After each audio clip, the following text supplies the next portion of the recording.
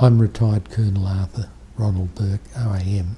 The ADCC is the abbreviation for the Anzac Day Commemoration Committee of Queensland.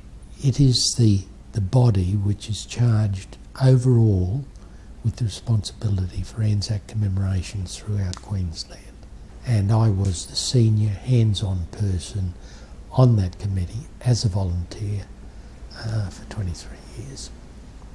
The Anzac Day Commemoration Committee began as an idea of a Mr. T.A. Ryan.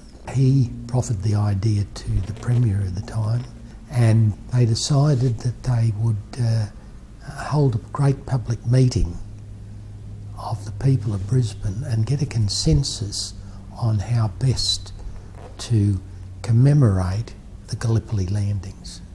The Gallipoli landings had torn the youth out of our country, and there was a great groundswell of patriotism associated with this. And this meeting in the exhibition hall on the 10th of January 1916 moved three motions. Firstly, that they should do something to commemorate the 25th of April. Secondly, that they should hold it on the 25th of April and encourage other states around Australia and in New Zealand to do likewise. And thirdly, that they should form a committee which drew up a charter and a way of which they were going to commemorate it.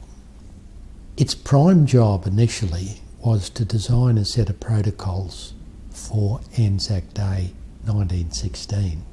The Anzac Day Act of 1921 created a solemn day, and so in the morning you had church services, and then at 2:25 they marched in the afternoon.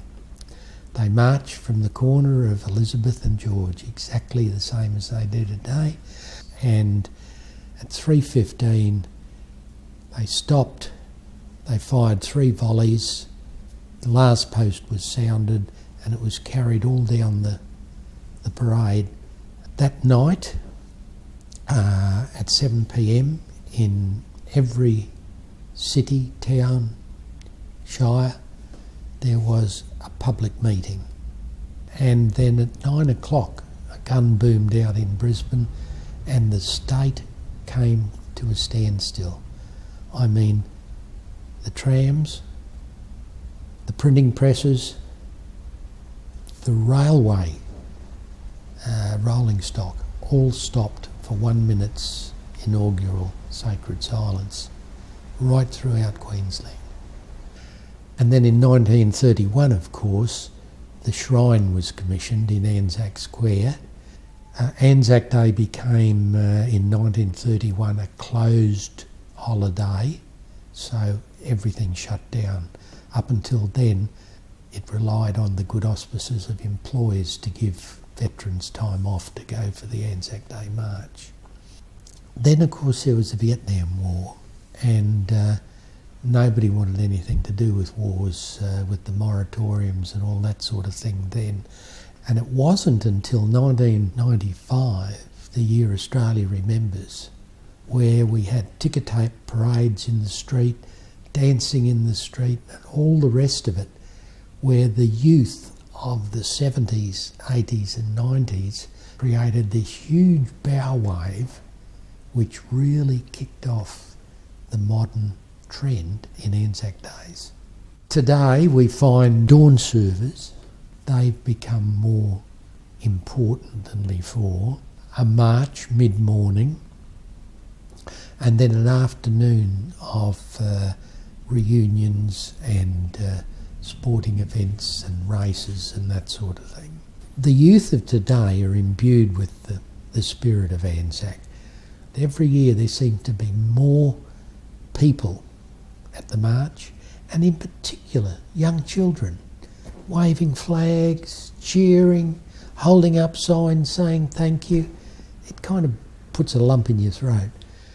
Gallipoli formed our very first, most important tradition. We were a young nation at the time, we had no traditions except British traditions, and it has endured, one of the few that really has endured. And I think it's going to go on forever. We have a saying in the Anzac Day Committee that no child of today should ever grow into adulthood without knowing the story of Anzac, the story of comradeship, of selflessness, of others before self. And whilst ever that is imbued in the children of today, Anzac Day will go on forever.